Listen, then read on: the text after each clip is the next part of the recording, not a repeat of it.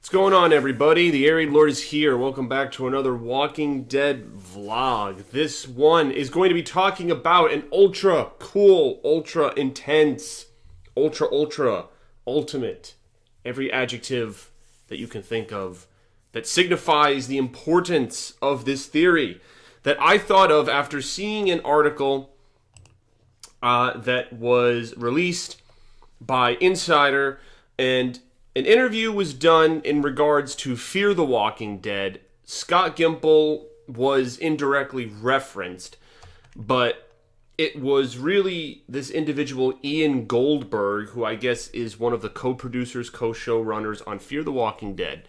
And I quote this, he, in referencing the upcoming season of Fear the Walking Dead Season 5, went on to explain there will be one walker in particular. I have to be very careful saying this around the Walking Dead universe's Scott Gimple, showrunner.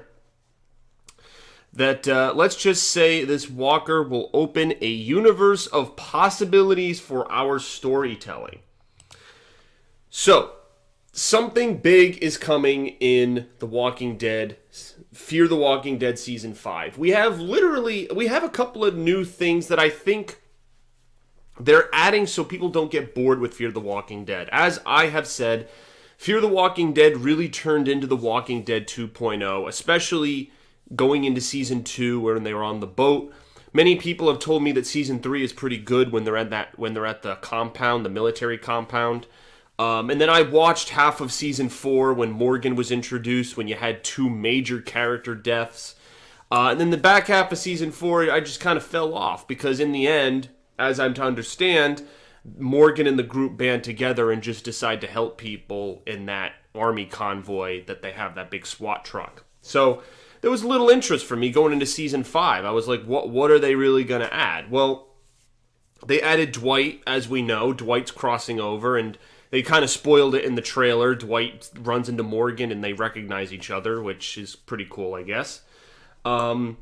And then they also said there would be some crossover with the Rick Grimes movies, which that had me really excited. I made a vlog about that a week or two ago. So that was like, okay, like now you're kind of, you threw the fishing line into the river, and now you're kind of, I'm swimming towards the bait.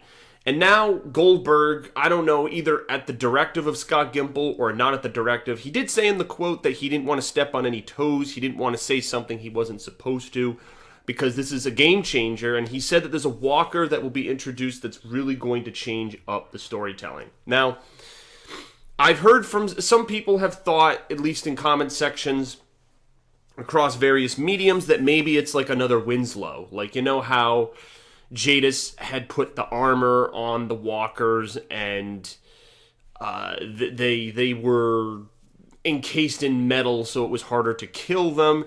She had all those inventive walkers. She had the walker where its eyes were covered with the metal, and they were using the pull to control it. So there's we've seen variations of walkers before, but there's something about this one that gets me thinking that we're going to see something different. We're not just going to see Winslow 3.0. And you could think, well, maybe Jadis got some of those ideas from the A and B helicopter people, the Winslow creations that she made. But I would venture that this is something different. I'm going to get into my big theory that I've been keeping kind of to myself ever since I saw this article released. It is my presumption, and I think that this walker, here's a what if. Here's a what if for you guys. I'm not in any way saying this will 100% happen. This is just a theory. This is a theory because I don't know what's going to happen, which is good. I like not knowing what's going to happen. But what if this walker is actually a human that can talk? What if? What if it's a human that has all of the abilities of a walker? Because think about this for a minute, and this is how I'm going to break down the theory. Think about the reason, one or multiple reasons as to why the walkers are such a big threat. It's because one of the only ways to kill it, if not the only way to kill it, is by stabbing it in the head, by causing enough head trauma that the brain stops functioning and it's unable to move. It basically, the leftover neurons in the brain allow the walkers to keep functioning. And we saw way back in season 1, which is really the last time we investigated the science behind the walkers, which is something that it's apparent that Kirkman doesn't like to encroach upon, but maybe we're finally getting some of that coming up. But in TS 119, episode 6 of season 1 of The Walking Dead, Jenner explained that the virus, whatever it is, reactivates the brainstem and gets them up and moving and restores their, I guess, natural animalistic functions. And then we later find out that no matter how you die, you always turn into one of these beings. You don't have to be bit. It's obviously airborne, and that's basically how the walkers are formed. But this is a power, basically. Like, the walkers have this very, very feared power because you can cut off their limbs, you can cut off their legs, you can stab them right through the chest. Like, remember the scene in season 9, now we're going to go more recent, when Daryl is on the bridge and he's trying to figure out who are whisperers and who are walkers. So he shoots the crossbow bolt through the leg of one of the walkers and it's still walking. Like, it feels... Maybe it does feel pain, and it's like an animal that just keeps going after its target and doesn't care, but it just keeps moving. And then Daryl shoots the actual human with the crossbow, and he keels over in pain, falls to the ground, and then gets devoured by the other walkers. So it's very clear that the walkers are in a way immune to pain unless they're stabbed in the head and killed. They just keep coming until you do that. So it's almost like a superpower in a way.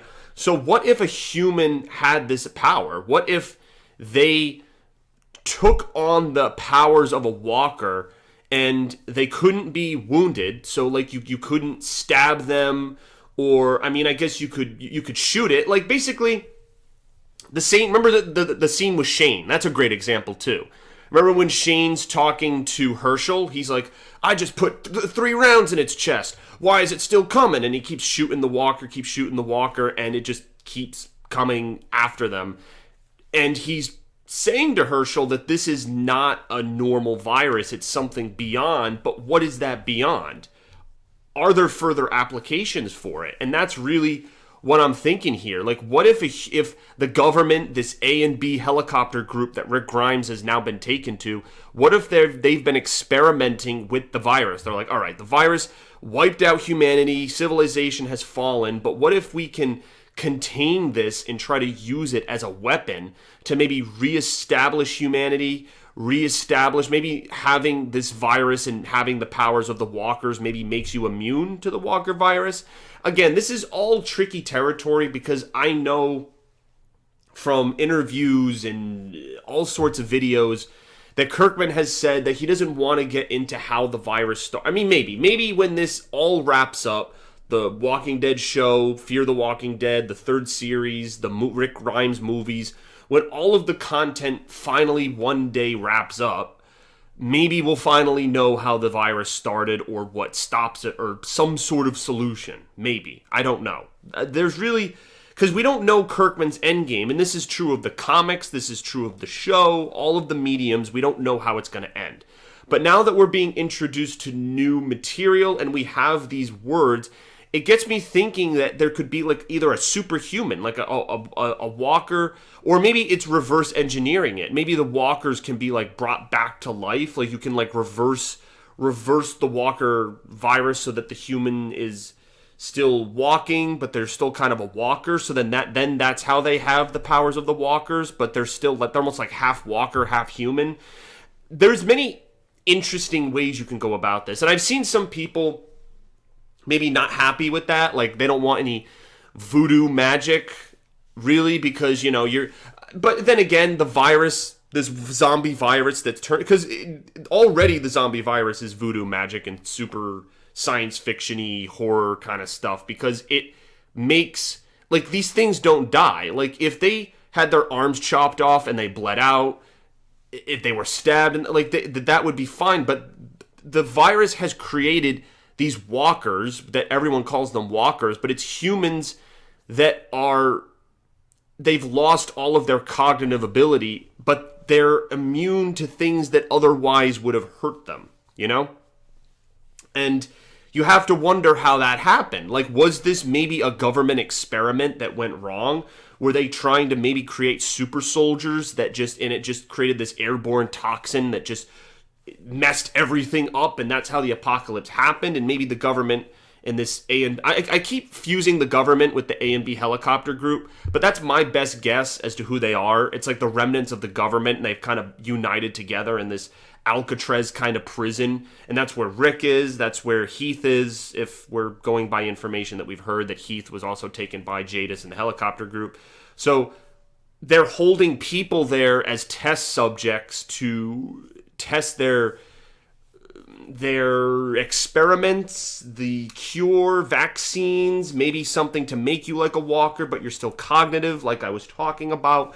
There's realms of possibilities, but I'm thinking that that's the walker, that the walker has humanist, it's like half walker, half human, and maybe it starts talking, maybe it's almost like a whisper situation where it like moves like a walker, but then it starts showing human qualities. That was why that the cemetery, the foggy cemetery scene was so effective, because Jesus is just hacking these zombies to bits, and he goes to slice that one zombie, and it just dodges out of the way of his sword slash and kills him because it was actually a human. So it subverts your expectations, because you expect these walkers to be dumb, limbering beings, but then because it's a human, they have the cognitive ability to avoid the strike. So what if these walkers, because they even thought that was the case, right? Rosita and Eugene originally thought that the Whisperers were evolved walkers, if you recall from last season. In season 9, they said the walkers are evolving, the walkers are evolving. That turned out to be false, because it was just humans wearing dead skin. But what if that ever happened? What if these walkers really were evolving? Is that a possibility? Is there some sort of strain vaccine that can that has that power? Is that possible? And I'm posing all of these questions to you guys because I think this is really, really juicy, interesting stuff that we're getting into here. And I love to know your opinions. And that's my ultimate theory. I think that these humans are going to start having walker qualities, but they're not going to be full-on walkers. There's going to be a mix between like walker-human. It's like a human walker, like a hawker. I'm going to nickname them hawkers, all right? They're like humans that have walker abilities. So they're superhuman, so you can't kill them like normal humans. Basically, the only way you could kill them is with a headshot, destroying their brain, sniper rifle to the head, gunshot to the head, a knife that goes through the eye and punctures the brain. That kind of kill would kill them, but if you shot them in the chest, decapitated, chopped off their arm. Actually, the first thing that I'm thinking of now is, if any of you guys have seen Monty Python and the Holy Grail, it's a movie. There's the Black Knight, where King Arthur like chops off all of his limbs and his arms and legs, and the guy's like squirming on the ground, like, "I'll bite your legs off, mate. I'll bite your legs off." Like, that would be, in a way, like you would have a human that could live through all of that. Hypothetically, with this theory, you would have a human that could live through that, and that's what I'm thinking. That's what I'm thinking, and just the all this conjecture gets me excited. And this is the type of leak that I'm actually happy that they did, because it gets your fans speculating, but it doesn't spoil too much. When spoilers come out and I know exactly what's going to happen, I'm infuriated, because there's not much to talk about with you guys and speculate. But when there's little hints like this, where Goldberg says, yeah, there's a new kind of walker, it's going to change things, but I'm not going to tell you how or what or any of the details, we can then pose conjecture about how that's going to come about. And I'm really excited about the possibilities. So let me know what you guys think. This is cool territory. I think I might watch Fear the Walking Dead. I might watch season 5 and do, maybe not reactions, but I'll do review vlogs, because I'll want to talk about all of these cool things that relate to the Rick movies and this new zombie. Like, I want to be able to talk about and discuss this stuff with you guys. And if I'm not covering Fear the Walking Dead, I'm missing out on a big part of the Walking Dead universe that is going to connect to everything else. Not to mention Morgan and Dwight, two characters that I'm still following. They're like two of my favorite characters from the original show. I've been following their story from the beginning all the way through the Savior's arc, and especially Dwight. Like, did Dwight find Sherry? He's alone, it seems, in the trailer. Like, what happened? I guess we're going to find out. So, all right, guys, thank you for watching. Post your predictions and theories about my ultimate theory, and I'll see you later for more content. Peace out.